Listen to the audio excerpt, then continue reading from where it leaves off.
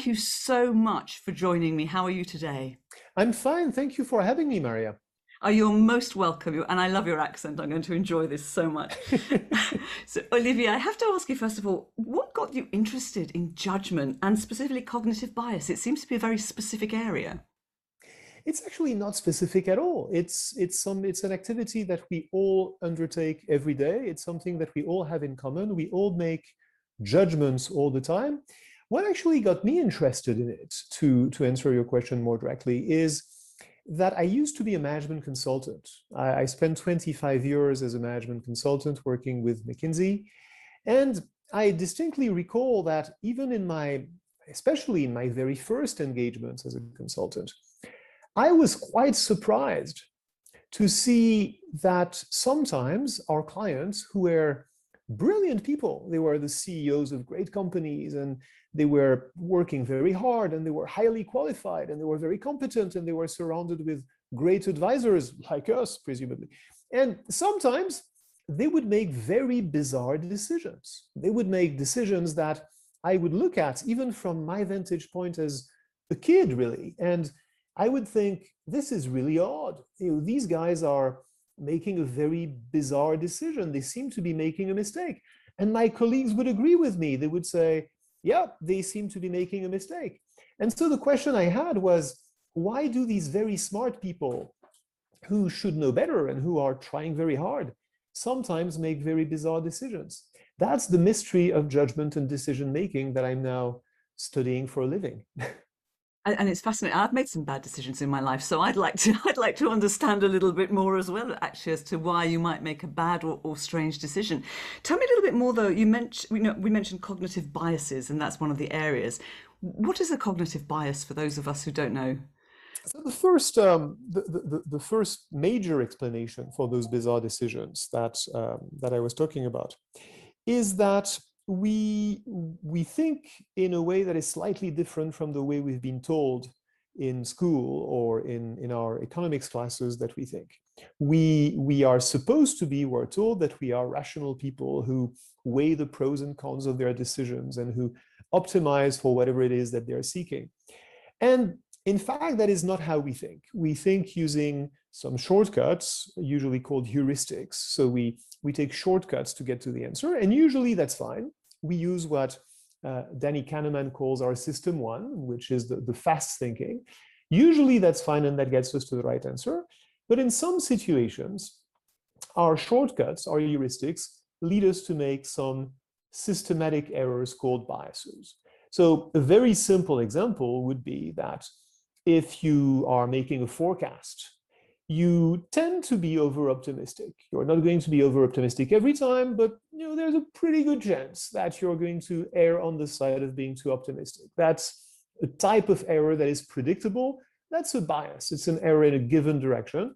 And in strategic decisions, in HR decisions, in all kinds of business decisions and judgments, we see a lot of biases. We see a lot of predictable mistakes. So that's the topic of some of my books, and that's the work that I've been doing with a lot of companies to help them understand the biases that affect some of their decisions and understand, of course, how to reduce those errors, not to reduce the biases themselves, that's very hard, but to reduce the errors that the biases lead them to by changing the way they think about their decision processes. That's really quite concerning in a way because those biases affect every decision we make. Is that right? They absolutely affect every decision we make. It's actually not that concerning. The good news is that the heuristics, the shortcuts that we take are usually fine. I was giving the example of optimism. Being optimistic is actually quite good. Erring on the side of overestimating ourselves and thinking that our chances of success are pretty good is much better than the opposite. It beats the hell out of being depressed and pessimistic about everything. So generally speaking, it's not a bad thing. But of course, if you are making a big strategic decision on behalf of an organization, on behalf of a company that is not necessarily your company, but by the way, it's the same if it's your company, you would very much prefer to have an objective, realistic assessment of the risks that you're taking. That doesn't mean you won't take any risks, but you want to know what risks you're getting into, and you want to make sure that the rewards that reward the risk that you're taking are commensurate with them. So in some situations, it's going to be quite concerning. And the focus of my research has been on those situations, specifically in strategic decisions. So there are types of strategic decisions, types of big decisions that corporations take that tend to be biased in a particular way. One prime example, for example, is acquisitions. We know from a mass of research that companies that make acquisitions tend to be overly optimistic about their acquisitions. They tend to overestimate the synergies that they're going to capture. They tend to underestimate the difficulty of capturing those synergies and the time it's going to take. They tend to put on rose-tinted glasses when they look at the target that they're buying. And quite reliably, we find that they are disappointed and that in fact the acquirers destroy value for their shareholders when they make acquisitions, while the sellers, in fact, do capture most of the value that is created. So that's a pattern. When there are patterns of errors like this that always seem to go in the same direction, and I say always, of course, it's an exaggeration, but statistically overwhelmingly go in the same direction, that seems to be the sort of error that is attributable to a combination of biases. And there are quite a few like this. Wow, that's really useful to know as well, isn't it, from a decision maker's point of view, to understand those biases and understand what's happening. That must be incredibly useful. Tell me a little bit about, because you've written a whole book about this, and we'll talk about the book a bit later. You talk about noise being different from bias. What do you mean by noise? So here's this is the new news in a way. We've known about bias for a long time. And lots of people, including myself, have been studying the effect of bias on big decisions, on big corporate decisions, like the strategy decisions that I was talking about. Now, when we have analyzed bias, when we're done with bias, when we've solved for bias, if you will, are we perfect? No, we're not. Unfortunately, that would be good news, but unfortunately, there is another source of error and another component of error in strategic decisions or in any kind of decision, and that's the random element of error that is left when you've accounted for bias. Now, this seems a bit abstract, so let me try to bring it to life with a very simple example from the realm of measurement, not of judgment, because it's easier to figure if you think of measurement. Suppose that you have a bathroom scale in your bathroom and you're weighing yourself every morning, and I suspect you are weighing yourself every morning, as I am, and we all need to watch what the bathroom scale tells us in the morning. Now, your bathroom scale may be biased in a way. For instance, it may be kind. It may underestimate your weight by, say, a pound on average. If you compare the weight that it gives you to your accurate weight measured by a very precise instrument, you might find that the scale is not perfectly accurate, and that on average it gives you a gift of a pound.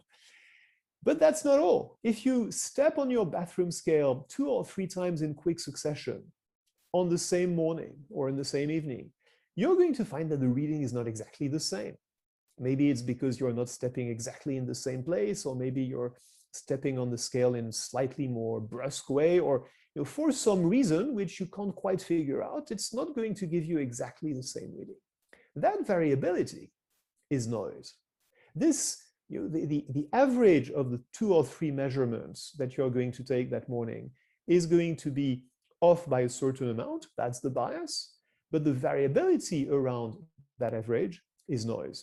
And if you only weigh yourself once on that scale, the error between the difference between your true weight and the way that you're reading is composed both of the average error and of the noisy error in this particular reading. So in every measurements that we're taking, there is an error that is the average error of the instrument, and there is also an error that has to do with the variability, with the unreliability of the instrument. Our judgment works in exactly the same way. When we are making a judgment, our mind functions exactly like your bathroom scale. It has an average error, which is its bias. So on average, I will tend to be too optimistic when I'm looking at the synergies that I'm hoping to capture in an acquisition. But if I look at 3 different projects, I will not be optimistic to the same degree in exactly the same way. There will be variability in my degree of optimism. And even if I look at the same project on several days, I might actually form a slightly different opinion, because there are days when I feel more bullish about this project, and there are days when I feel more conservative. There are days when I've just heard someone speak very positively about the target, and there are days when I've just heard some people warn me about the dangers of this project. So I'm going to have an average error, which is a bias, and I'm going to have a random error around that average, which is the variability of my errors, and that is noise. And what we found in working on this book with Danny Kahneman and Cass Sunstein is that noise is very often neglected. We don't talk about it much, but it actually is a very large source of error in a lot of very important decisions. It is very consequential.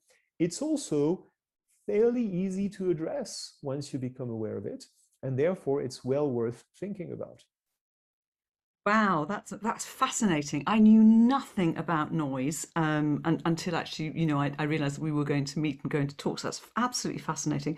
I do know a lot about my scales being variable, and I don't take the average, Olivier. I take the lowest Well, number. that's very tempting, isn't it?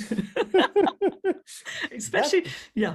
that would be a bias, by the way. Yes, I know I am biased, but I've been in lockdown for a while and the weight has gone on. But anyway, we digress. We digress. So, what made me very happy when you said was your statement at the end where you say that it's easy to address. But before you tell me how we address it, are there different types of noise, or is it that one type of the variable type of noise? There are actually several types, and it's important to understand the difference between them.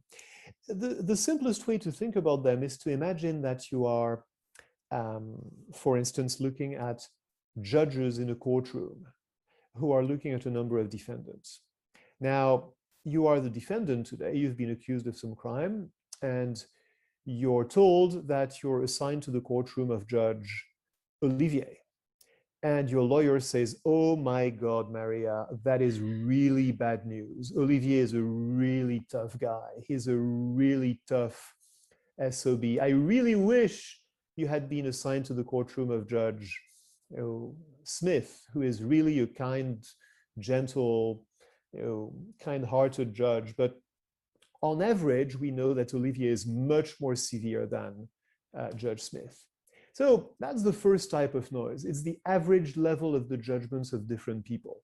And when you're in a system, like in this example, the judiciary system, where there is a random assignment to a particular individual, to a particular judge in this case, the choice, the lottery of who you happen to be in front of is going to make a big difference. It would be the same, by the way, if you went to a hospital and you asked to see a doctor about some particular type of disease. Some doctors will tend to overdiagnose a particular disease, and others will tend to underdiagnose the particular disease. Or if you were a student and your essay is going to be graded by a professor, all students will tell you that some professors are tough graders and others are kind, generous graders. So there are differences in the average level of the judgments of different people. This is fairly intuitive. It's fairly easy to see. It's also fairly easy to correct if you think about it. So for instance, the university where I teach would tell us, we know that you would have very different levels in your average grades.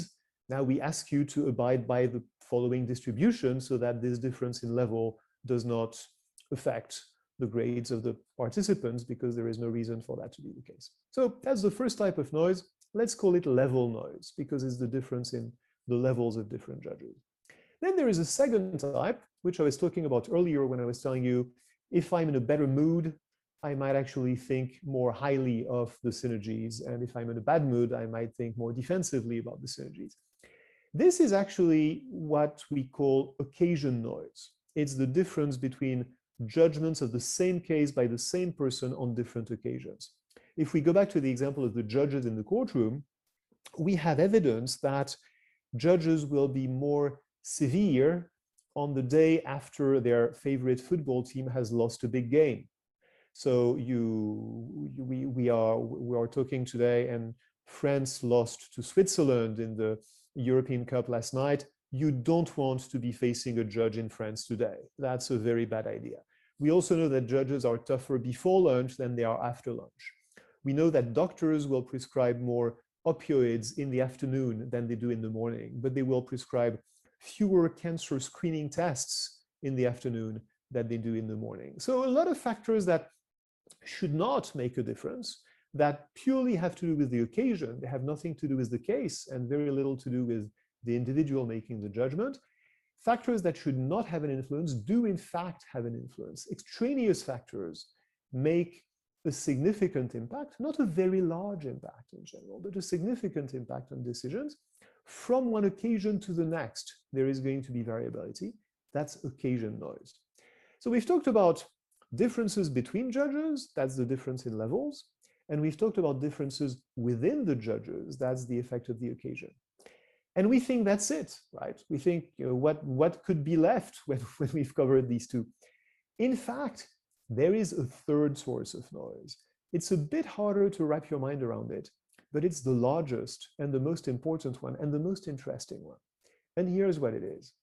If you're looking at your judges in the courtroom, Judge Olivier and Judge Smith, Olivier may be tougher than Smith on average, but maybe, just maybe, he's going to be kinder on you because he likes you or because he doesn't think that white-collar offenders should be punished so severely as the average punishment they get in the system. So Olivier and Smith both have their tastes, their preferences, their idiosyncrasies, which are going to make the ranking of their judgments different.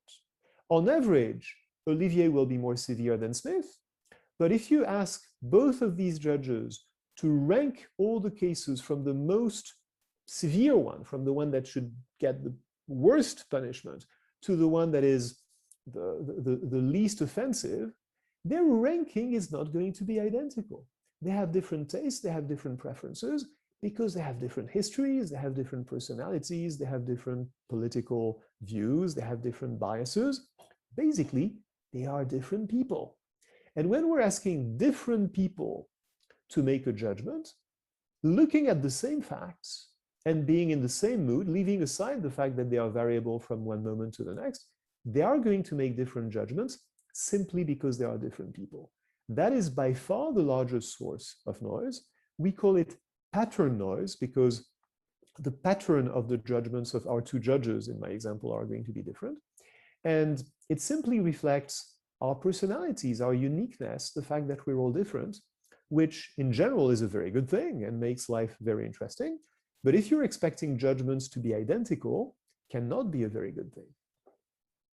That is incredible. That is really fascinating. And as you're going through those various examples, I'm thinking at times in my life when I've either had a decision made for me or I've made decisions, and I'm thinking, actually, I recognize what you're describing. I've not been in court, by the way, but I'm recognizing the yet. There's time. There's time.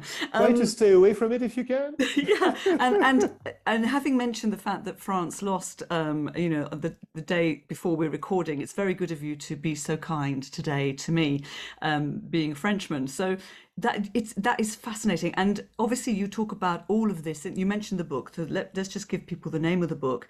It's called Noise, A Flaw in Human Judgment, and you've co-written it with Danny Kahneman and Cass Sunstein.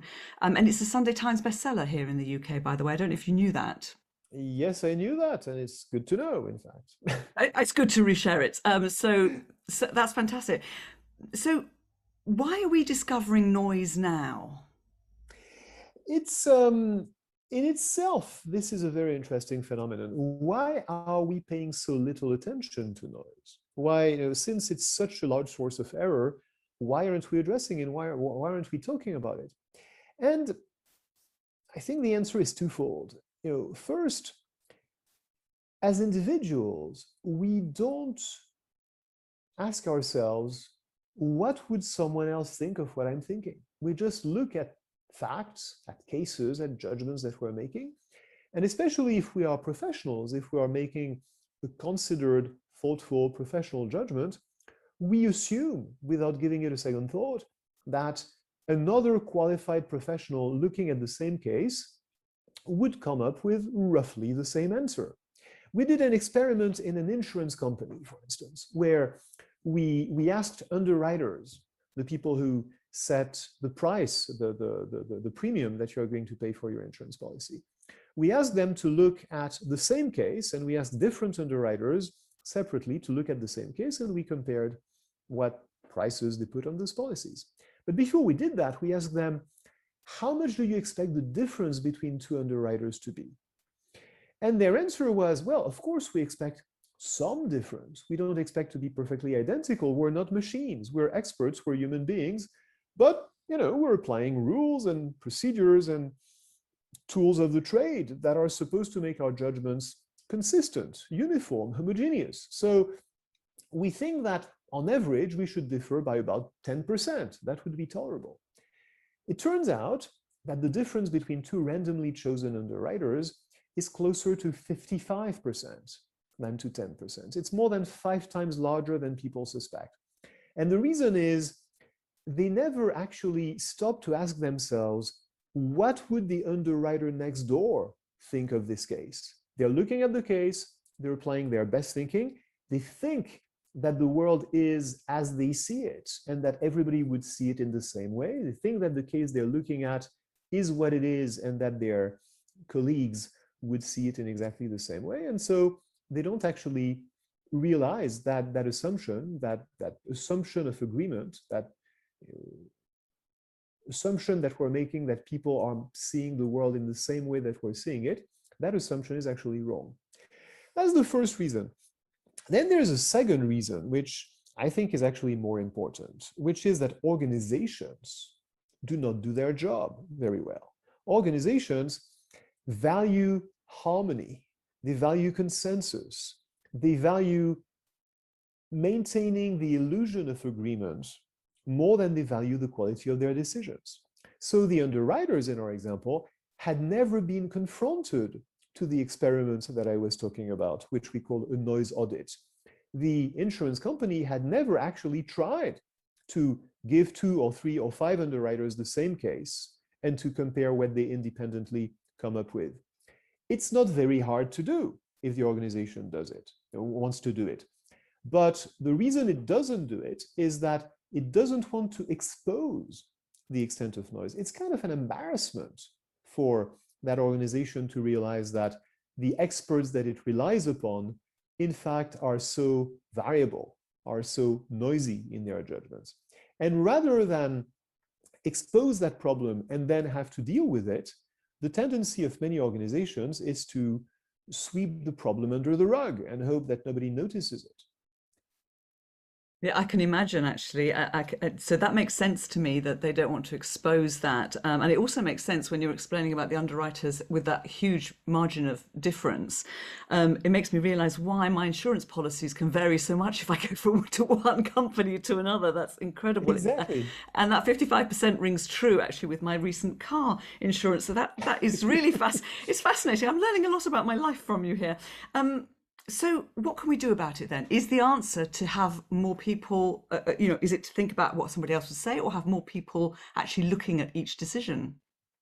It's both. First of all, the answer is to do what I was talking about in the example of the insurance company. Do a noise audit. Realize what the actual magnitude of noise is. If you're not aware of the problem, it's hard to motivate yourself to fix it. So, expose the problem. This is not as easy as it seems because, again, it creates some friction, some tension.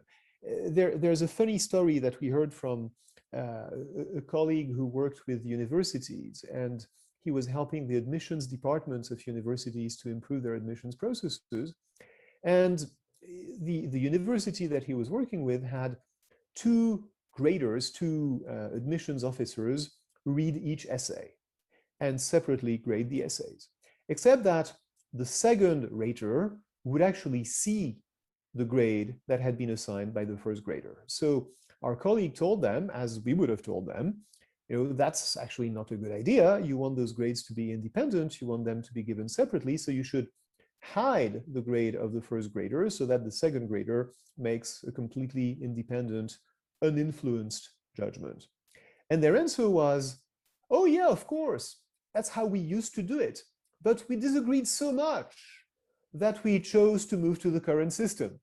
Oh my goodness. Wow. And, that's touchingly transparent. But in fact, it's quite typical. It's usually not that clear, not that overt, but the ways organizations design their procedures is usually intended to suppress disagreement rather than to expose it. So you don't want to do that. You want to expose the disagreement. You want to make sure that the noise is out there, that you hear it, and that you become aware of the problem. That's what a noise audit does for you. Then what you need to do to reduce the noise is put in place some practices which we call decision hygiene. And what we mean by decision hygiene, the reason we have this slightly off-putting term, and that's intentional, is to remind you that decision hygiene is a bit like washing your hands. It's a good idea to wash your hands. It's good practice. You should do it. But if you're successful, if all goes well, you will actually never know what particular disease you avoided by washing your hands. You're not washing your hands and thinking, hey, here goes the germ for COVID-19, and here goes the virus for the flu, and here goes, you won't know what problems you're avoiding. That's what good prevention does for you. So decision hygiene is a bit like this. It's putting in place processes to make your decisions that are going to make your decisions more robust, less exposed to noise, without in fact knowing precisely in what direction the error would have been if you had made an error. How would you do that? As you were mentioning earlier, one way to do that would be to average the judgments of several people. So in our example of the admissions officers, having 2 or 3 admissions officers rate the essays separately and then taking the average of the grades that they're giving would be a pretty good way to reduce noise. That's guaranteed to reduce noise. It's costly because you double or triple the amount of time that you spend on each decision, but it's a pretty good way to reduce noise. Another very good way to reduce noise, which is less costly, is to structure the decisions that you're making. So to break down the decisions into components and to evaluate those components independently of each other. That's a very good technique in recruiting decisions, for instance, where you would want to use a structured interview where you define the questions that you ask and you evaluate the candidates separately on each of the questions. That's another good technique. A third example of a way to reduce noise, of a decision hygiene technique that works very well, is to use guidelines, to create a simple set of rules that limit, that cabin the discretion of the judge, that set a constraint around the discretion that an individual has, or at least that give that individual an indication. In medicine, there are lots of guidelines which are not intended to prevent doctors from making judgments. On the contrary, they're intended to help doctors reach the best possible judgments, and they are, in many cases, quite helpful. Not in every case. It's difficult to design a good guideline. It's not possible for every condition, but for many things, guidelines make a very big difference and help improve the quality of judgments. There are more decision hygiene techniques, but these 3, averaging, structuring, and guidelines, are actually quite practical and simple things that you can start thinking about for any type of decision that you're making, and they're pretty sure to reduce noise. I like that. That it is actually, it does sound quite simple when you explain it, and I really like those 3 solutions. Thank you, and I appreciate that there are more. We're coming to the end, so I wanted to come to your speaking, because obviously this is a Speaker Bureau podcast, and you're available for hire. When clients come to you and say, Olivier, come and speak to us, are they looking to you to help them identify noise, or are they looking for the solutions? What can you help them with? Because it's quite such a big topic. Well, whether it's bias or noise, or both, really, because it's judgment that I talk about in general, people are interested, I think, first and foremost, in gaining insights into how their mind works. And people find it fascinating. We usually play a few games, and they can see from the results of those games how their judgments differ or depart from what should be the rational decisions. So they have an aha moment when they realize that their mind does not work in the way that they thought their mind worked. And that gets them to the point where they say, oh my God, I must be making a lot of mistakes, exactly as you were saying earlier. Oh, that's very concerning. And so we then typically get into the solutions. It would be a long story to cover all the solutions, but I always try to make a point to give people a very practical thing that they can do, on the proverbial Monday morning. It doesn't have to be a Monday and it doesn't have to be a morning, but something that they can do in practice so that they have something tangible that they leave with. So my aspiration when I'm speaking is that people have a good time, that they actually learn something about themselves and have an experience that is enjoyable, but also that they take away something practical and science-based that is actually going to make a difference to the quality of their decisions. They cannot ask for any more. That is perfect. Olivier, it has been a pleasure. I hope you've enjoyed yourself. It was a great pleasure. Thank you very much, Maria, and good luck to Italy for the rest of the European Cup. Okay, I don't know when this is going out. We might know by then that Italy have Okay. won. Let's find out. Did you see that? I said that they've won. I'm being optimistic because it's a forecast, right? Anyway, thank you so much. And thank you for listening to The Speaker Show. If you enjoyed this episode, please leave a rating on iTunes. And you can keep up with future episodes on the Speakers Associates websites. That's at speakersassociates.com or on iTunes, Google Podcast, or on your favorite podcast app. And don't forget to grab a copy of Olivier Sibony's latest book, Noise, A Flaw in Human Judgment, co-authored with Daniel Kahneman and Cass R. Sunstein. So goodbye from me and see you next week. Bye-bye.